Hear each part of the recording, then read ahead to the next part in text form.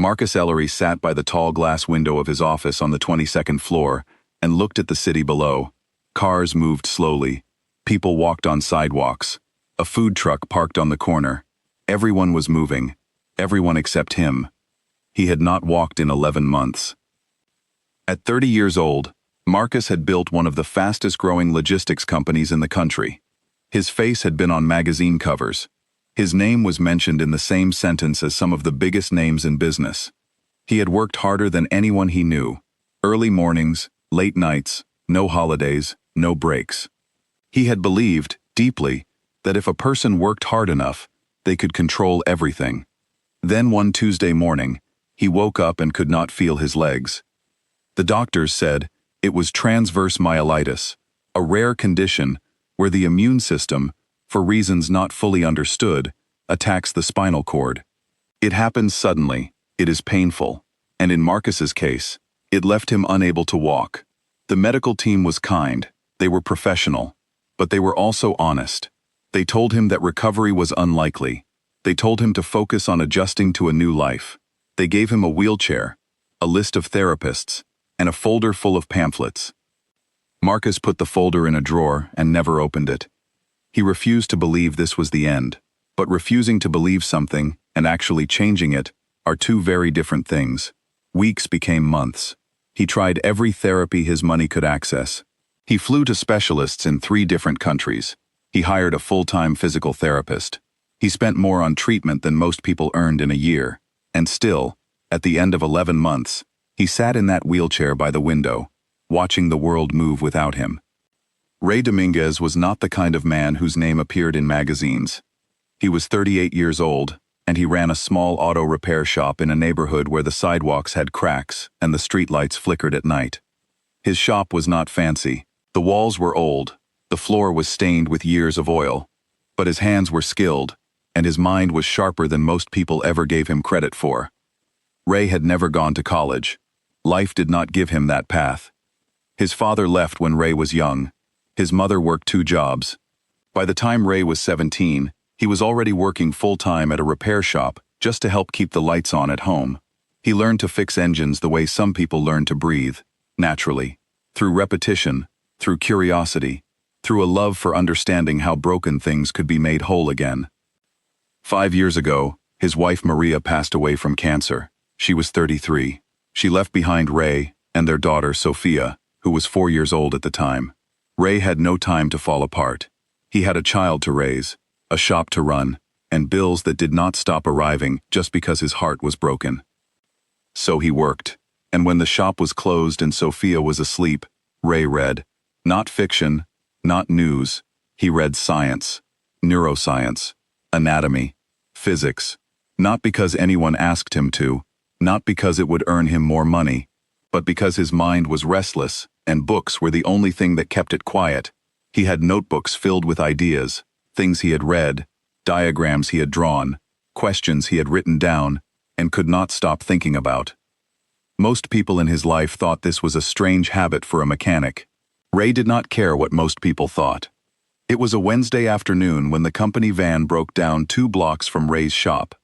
Marcus was inside the van, coming back from a meeting. His assistant called a tow truck. The nearest shop was Ray's. Marcus was transferred to a smaller vehicle and brought to the waiting area.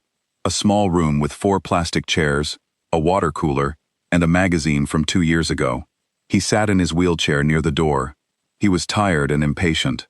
He had a conference call in 40 minutes, and his phone signal in this part of town was weak. He looked around the shop with the careful eyes of someone who had spent years judging efficiency and found very little to be impressed by. Ray came out to greet him. He was wearing a gray work shirt with his name on it. His hands were clean. He had just washed them. But his forearms still had faint traces of grease that never fully went away no matter how hard he scrubbed. He was calm, unhurried.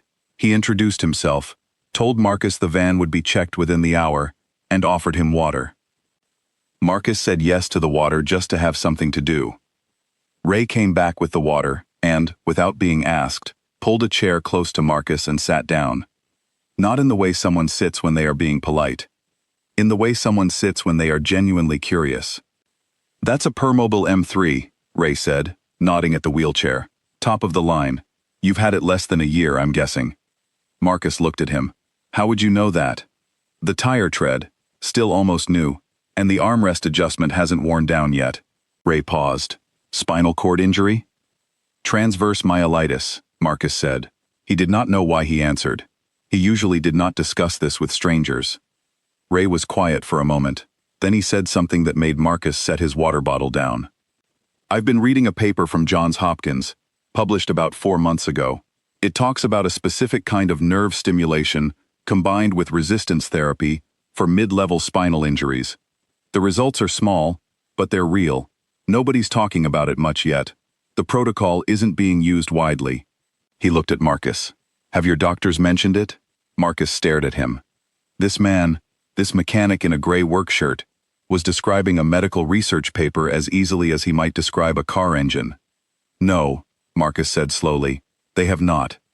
Ray nodded. I didn't think so.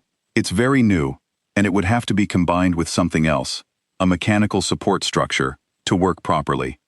The paper doesn't cover that part, but I've been thinking about it. Thinking about it? Marcus repeated.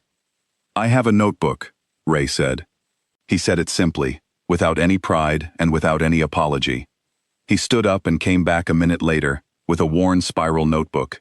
He opened it to a page covered in hand-drawn diagrams, careful, detailed, precise drawings of what appeared to be a harness system, combined with electrode placement charts. Marcus did not move for a long moment. Then, very slowly, he reached out and took the notebook. The van was fixed in 50 minutes. Marcus did not notice. He was still reading. He asked Ray 3 questions. Ray answered all 3 without hesitation. Marcus asked a 4th. Ray stood up, grabbed a pen, and drew a diagram on the back of a receipt to explain his answer. By the time Marcus left, he had Ray's phone number in his phone and a strange feeling in his chest, something he had not felt in almost a year. It felt like the very early beginning of hope. Small, cautious, and quiet. But there. He called Ray the next morning. What happened over the next 8 months was not fast. It was not easy. And it was not anything like the stories people tell where everything works out smoothly and everyone is confident from the beginning. It was hard work done in a small garage by 2 very different men who had no reason to trust each other and chose to anyway. Marcus hired a physical therapist named Dr. Priya Nair, who read Ray's notebook and said 60% of the ideas were sound, and that the remaining 40% were worth exploring. She had been working in rehabilitation medicine for 14 years, and she said, carefully, professionally, that she had not seen a non-medical person reason through the body this way before. Ray turned the back section of his shop into a workspace. He moved parts and tools to make room. He built a support frame out of repurposed gym equipment and motorcycle components, strong, adjustable, and far cheaper than anything available commercially. He tested it. He adjusted it. He tested it again. Marcus came 3 times a week. Sometimes Sophia was there, doing her homework at the old wooden workbench near the wall. She was 9 years old, small and serious, with her father's dark eyes and her mother's patience. She did not ask many questions. She just watched. The first 2 months produced almost nothing visible. Marcus's legs did not respond the way they hoped. The sessions were painful and exhausting, and there were 2 evenings when Marcus sat in his car outside the shop for a long time before driving away without going in. Ray always texted him the next morning. Not to push, just to check, just so Marcus knew someone was paying attention. In the 3rd month, it happened. A single muscle contraction in Marcus's left calf, small, involuntary, and completely real. Dr. Nair measured it. She confirmed it. She wrote it in her notes with a steady hand, then put her pen down and pressed her fingers together, and took a slow breath. Ray was standing near the frame. He did not shout. He did not jump. He simply looked at Marcus and nodded once, slowly, the way a person nods when something they believed in quietly, privately, for a long time, has just been proven right. Marcus looked down at his leg. He looked back up at Ray. He could not speak. The months that followed built on each other slowly. The nerve signals grew stronger. Marcus's body began to respond to stimulation more consistently. Dr. Nair adjusted the protocol. Ray adjusted the frame. They worked together with a level of focus that surprised everyone around them, including themselves. In the 6th month, Marcus stood. He held the parallel bars with both hands and pushed himself up from the chair. His legs shook. His jaw was tight. He held it for 4 seconds before his strength gave out and he sat back down. Ray caught him from behind, hands on Marcus's shoulders, steady and sure. Neither of them said anything for almost a full minute. Then Marcus said, quietly, "Again," and Ray smiled. 7 months in, Marcus took 7 steps. Slow, careful, effortful steps, holding the bars, his whole body working as hard as it ever had. But 7 real steps forward. 8 months in, he walked across the garage floor without holding anything. It was a short distance, maybe 15 feet. He walked slowly, his arms slightly out for balance, his eyes focused on the far wall. Ray stood a few feet behind him, not touching, just present. Dr. Nair stood near the door. Sophia had come that afternoon after school, and she sat on a stool near the workbench with her backpack still on. When Marcus reached the far wall, he stopped. He turned around. He looked at the 3 people watching him, the doctor, the mechanic, and the little girl, and for the first time in more than a year, he had absolutely nothing to say. He was a man who gave speeches for a living, who had stood in front of investors and employees and cameras without fear, and he had nothing, just the feeling of the concrete floor under his feet and the sound of Sophia's voice. She said, "You did it, Uncle Mark." And that was enough. 3 weeks later, Marcus stood in front of 400 people at his company's annual gala. He had told no one what he planned to do. His team expected him to arrive in his wheelchair, as he had at every event for the past year. The room was full of investors, partners, journalists, and employees. He arrived in his wheelchair, he was helped to the side of the stage, and then, when it was time to speak, he placed both hands on the armrests and pushed himself upright. He walked to the microphone, slowly, but without stopping. The room went completely silent.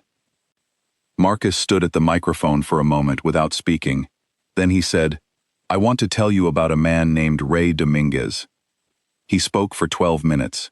He did not talk about the company. He did not talk about profits or growth or the coming year. He talked about a broken-down van, a small repair shop, a worn spiral notebook, and a man who had read enough science in enough quiet nights to find something that no specialist had found. He talked about 8 months of hard work in a garage. He talked about a 9-year-old girl who called him Uncle Mark. He talked about what it felt like to believe that something was over, and then discover it was not. Across the city, in a parking lot outside an elementary school, Ray sat in his truck, watching a live stream of the gala on his phone. He had not been invited. He did not own a suit. He had dropped Sophia off for her evening music class and planned to wait in the parking lot until it ended. When he heard his name come out of the phone's speaker and echo across that large room, he set the phone on the dashboard and looked at the dark windshield in front of him. He thought about Maria, about the shop, about all the notebooks he had filled over all the years, alone at the kitchen table after Sophia had gone to sleep. He thought about how long he had known things that no one had bothered to ask him about. And he put his hands over his face and cried, for the first time since the day he buried his wife. In the months that followed, Marcus and Ray launched a small nonprofit together. Its goal was simple: to develop low-cost rehabilitation tools for people with spinal injuries who could not afford expensive hospital programs. Ray's designs were the foundation. Dr. Nair joined as the medical director. Marcus handled the funding and the strategy. Ray's notebook diagrams were written up and submitted to a physical therapy journal. After review, they were published. Ray's name appeared at the top of the paper as the primary contributor. He framed a copy and hung it on the wall of the shop, next to Sophia's drawing of 2 men standing side by side. She had written underneath the drawing, in careful 9-year-old letters, "Friends forever." Marcus eventually walked without any assistance. Not perfectly. Some days were harder than others. Some mornings his body reminded him of everything it had been through. But he walked. He walked into his office. He walked into meetings. He walked down the aisle at his wedding the following spring. Ray closed the shop on the day of the wedding to attend. He wore a suit that Sophia helped him pick out. He sat in the 3rd row. When Marcus walked past him down the aisle, he stopped for just a second, looked at Ray, and nodded. Ray nodded back.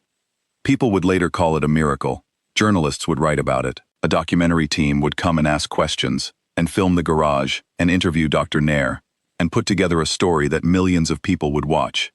But the people who had actually been there, Marcus, Ray, Sophia, Dr. Nair, knew it was not a miracle in the way most people mean that word. It was not magic. It was not luck.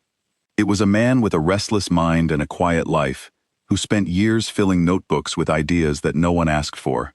It was another man who chose, at the moment when it would have been very easy to give up, to walk into a small shop and actually listen. The world gives titles to certain kinds of intelligence. It puts it in universities and hospitals and corporations. It decides what counts as knowledge and who is allowed to have it. Ray Dominguez had never been given a title. He had a shop with cracked walls and a daughter who drew pictures on notebook paper and a mind that never stopped working on problems that no one had assigned him. And one day, that was exactly enough. Marcus once asked him, near the end of those 8 months, why he had shared the notebook that first day. Why had he spoken up? He could have stayed quiet. He could have fixed the van and let Marcus go. Ray thought about it for a moment. Then he said, "Because I looked at you sitting in that chair, and I saw someone who hadn't given up yet, and I thought, that's the kind of person who deserves a real answer." Marcus did not reply. He did not need to. Some answers land so cleanly that silence is the only honest response.